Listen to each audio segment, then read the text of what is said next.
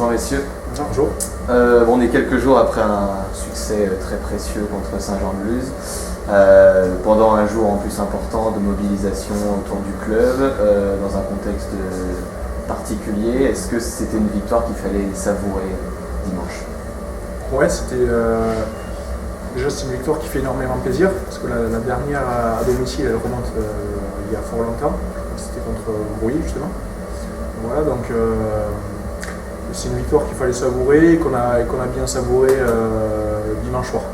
Les joueurs un peu plus que le staff, mais c'était cool, ouais. Ça faisait plaisir de gagner devant son public avec une telle mobilisation, de boire quelques bières ensemble après, c'était cool quoi.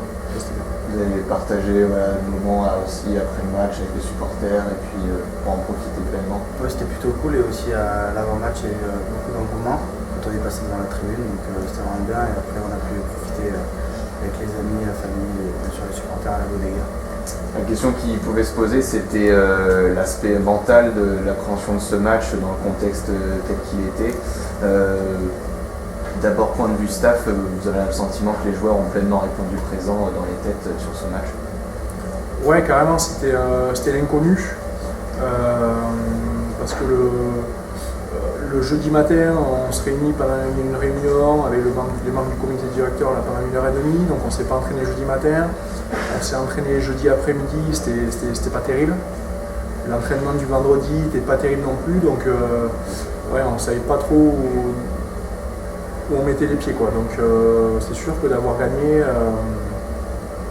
c'est très satisfaisant. Ça nous enlève une belle épine du pied, il en reste encore quand même, mais c'est cool et c'est cool pour confirmer dimanche. Vous, les joueurs, dans l'approche de ce match, il y avait une tension un peu plus présente que d'habitude quand même? Oui, bien sûr, parce qu'on savait en plus qu'on jouait le maintien sur ce match. Et après aussi, nous on s'est concentré surtout sur le sportif. On a dit qu'il fallait passer outre et on s'est concentré que sur ce match et pour le gagner. Hormis quelques minutes, fin de première mi-temps, début de deuxième, vous menez tout le temps au score dans la partie. C'était important d'avoir toujours le match en main. Ouais, carrément. Après, c'est un match, je dirais, où on a eu peut-être un peu moins de fulgurance que d'habitude. On avait par habitude de commencer très fort, de mener largement. Mais comme tu le dis, nos errances de fin de mi-temps ou de début de deuxième mi-temps faisaient qu'on prenait beaucoup de points facilement. Et là, à l'inverse, ce dimanche, c'est pas forcément le match le mieux maîtrisé, mais là où on a été, je dirais, le plus constant. Au moins, quand on a eu des passages à vide, l'adversaire n'a pas marqué beaucoup de points, ce qui a fait qu'on a été toujours à son contact et on a pu vraiment se prendre le large à la fin. Donc, ouais, à part cette fin de mi-temps et ce début de seconde mi-temps, et encore qu'on ne prend pas énormément de points, je dirais qu'on a fait preuve, à l'inverse de d'habitude, de plus de constance, ce qui a fait qu'on a pu gagner le match, quoi. Cette semaine, c'est la première fois depuis pas mal de temps que vous êtes hors de la zone rouge. Est-ce que c'est important ou c'est anecdotique aujourd'hui à l'heure actuelle? Oui, c'est important. Après, là, ce week-end, on joue contre Groyer, donc on sait que ça va être aussi un match important pour pouvoir remonter des places au classement. Donc là, on se concentre vraiment sur ce match et puis on va y aller à 100% pour pouvoir essayer de faire un résultat. Peut-être revenir un tout petit peu quand même sur les récentes semaines, l'incertitude du futur proche aussi. On ne sait pas trop ce qui adviendra évidemment dans les prochaines semaines du club. Et entre joueurs, vous, la semaine dernière, vous êtes vite focus sur le fait de faire votre job jusqu'au bout, d'aller chercher la meilleure performance sportive possible à la fin de cette saison, c'est ça? Oui, c'est ça. Après, Jean-Charles nous a dit qu'on finirait la saison, donc déjà voilà. Donc nous on se concentre sur le sportif, et puis après on fera au jour le jour, et puis on se concentrera, on verra pour la suite, quoi, surtout. On ne sait pas, mais on verra. Est-ce qu'on est obligé quand même d'avoir un petit peu dans un coin de la tête la saison prochaine? Ouais, bien sûr. Après, je dirais que c'est presque inhérent à nos boulots. Bon, certains sont en fin de contrat et quoi qu'il en soit, il fallait soit prolonger à Cognac, soit trouver un autre projet. Donc on est toujours, de par nos travail, dans une certaine forme d'incertitude qui est certes un petit peu exacerbée cette année. Mais déjà, on a confiance en Jean-Charles. Il nous a dit que quoi qu'il en soit, on finira la saison, donc on y croit. Et ensuite, quand on voit une telle mobilisation, la petite tribune était pleine, enfin des fumigènes, il y avait du monde, il y avait 1500, 2000 personnes, on ne voit pas ça dans tous les stades de National 2. C'est un club qui va avoir 125 ans. Aujourd'hui, que ce soit le Grand Cognac ou les maisons de Cognac, comme MC, ils ont des rendez-vous bientôt, tout ça. J'ai bon espoir, alors peut-être que je suis un peu utopique, mais que ce club, je dirais peu importe le niveau, tant mieux si c'est la National 2, et au pire, si c'est la Fédérale 1, j'ai bon espoir que ce projet reparte l'année prochaine. Et je pense que nous déjà, je parlais du staff, on se plaît ici, je pense et j'espère que les joueurs également, et c'est pourquoi pas écrire déjà, tâchons d'écrire une belle histoire en cette fin de saison, et j'espère sincèrement que l'année prochaine on pourra rester cognacé, et tant mieux si c'est en National 2, et puis tant pis si c'est en Fédéral 1, ça reste du rugby, ça reste, voilà, on l'espère quoi, on l'espère. Par rapport aux nombreux sujets des dernières semaines, on profite que tu sois là pour parler un petit peu du centre d'entraînement labellisé, qui était une de tes responsabilités au moment d'arriver dans le projet sportif du club. Est-ce que tu peux brièvement parler de cette remise en conformité de ce centre, comment ça s'est passé depuis le début de l'année, pour remettre à plat Mais déjà, l'an dernier, ils avaient abandonné leur droit de labellisation, c'est-à-dire qu'il n'y avait plus du tout de structure, il n'y avait plus du tout de centre d'entraînement. Quand la Fédé, ils avaient été venus les auditer, ils avaient préféré leur dire ne venez pas, il n'y a plus rien entre eux. Donc cette année, quand on s'est engagé dans le projet, on savait qu'il y avait une partie équipe Fagnon, je dirais, mais aussi si on voulait être conforme au cahier des charges de la Fédération française de rugby, il fallait qu'on soit en capacité de relabelliser le centre d'entraînement. Donc ça, c'était une de nos missions, ce qu'on a bien fait. Donc on s'est attaché, on a 11 joueurs qui sont accolés quotidiennement à l'équipe première. Et à ces 11 joueurs, ils ont obligation d'avoir un double projet, c'est-à-dire à la fois une partie sportive, certes, mais aussi une partie scolaire. Et je dirais aujourd'hui, quand on voit nos difficultés, on se rend bien compte de l'importance d'avoir, je dirais, une poire pour la soif, d'avoir vraiment quelque chose à côté du rugby, parce que si ça doit s'arrêter demain, il faut qu'on soit en capacité de rebondir. Donc il y a une partie sportive, une partie scolaire, une partie médicale, qui est organisée comme les grands. Et donc ils suivent exactement je dirais la partie sportive des pros, mais en plus ils ont 3 fois par semaine 30 minutes, donc 3 fois 30 minutes, donc 1h30 je dirais soit de prophylaxie, soit de développement physique individuel, voilà, soit et plus 3 fois 15 minutes, donc après chaque entraînement collectif, soit du jeu au poste, soit du jeu dans les rôles, c'est-à-dire sur un terrain de rugby être le meilleur possible, quoi.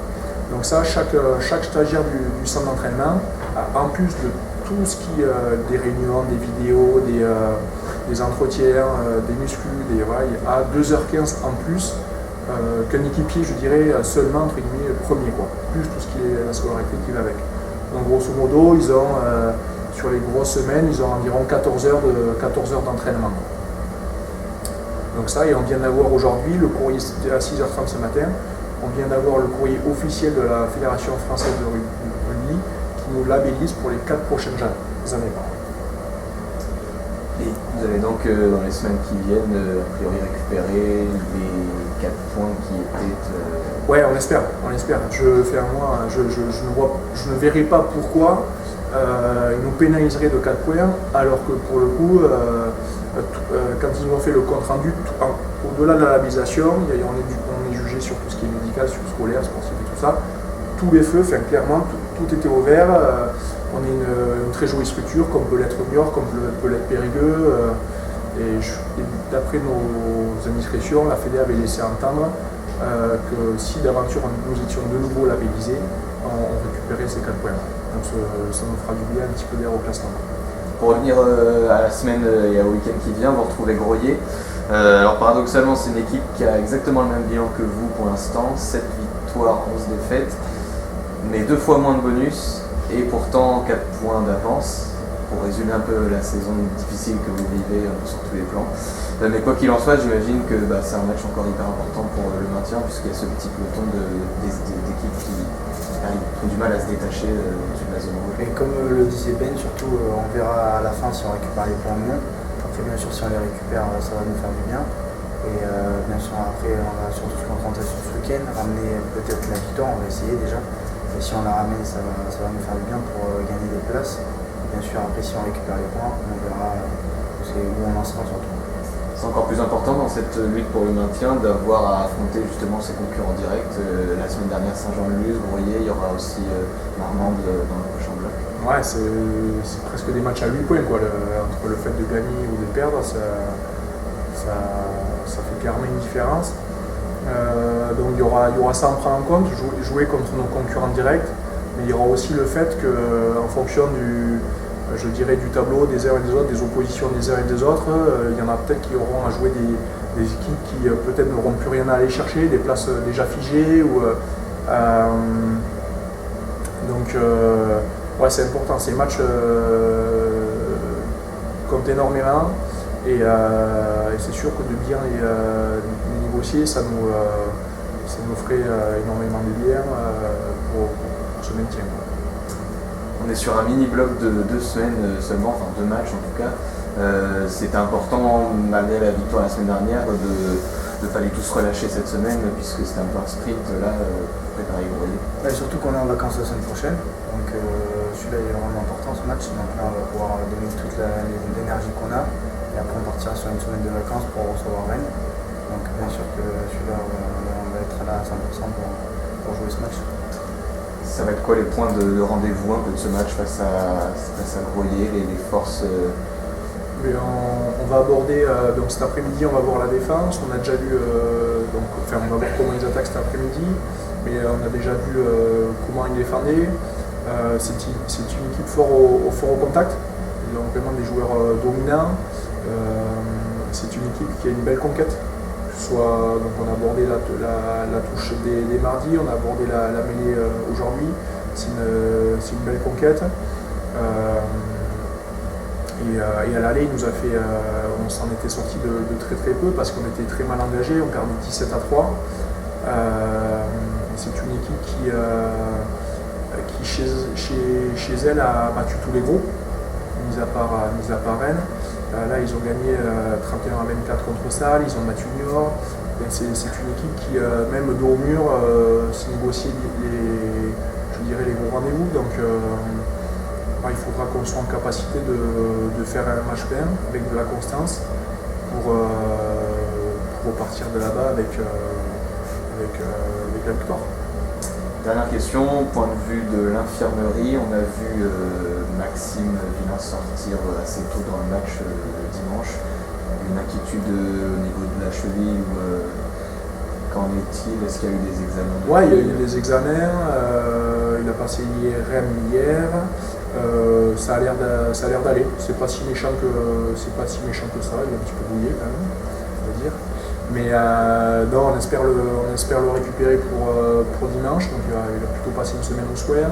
Mais après, si d'aventure il pouvait ne pas jouer, on a un ou deux jeunes qui se tiennent prêts, qui font de très très bons entraînements et qui je le sais, sauront saisir la chance qu'il leur a offerte. Donc pas plus d'inquiétude que ça sur ce poste-là. Est-ce qu'il y a d'autres retours dans l'équipe qu'il y avait déjà eu pour se préparer à la Ouais, si, il y a Maxi Hendrix qui revient de la Belgique.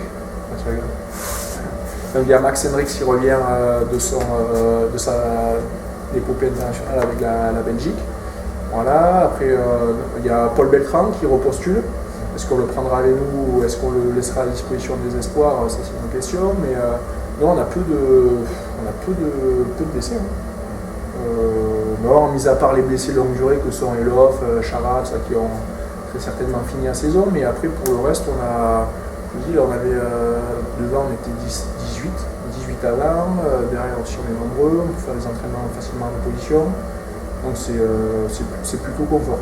Même plus qu'on l'a été à une certaine période. Donc là, c'est bien pour le sprint final. Merci beaucoup. Merci. Merci.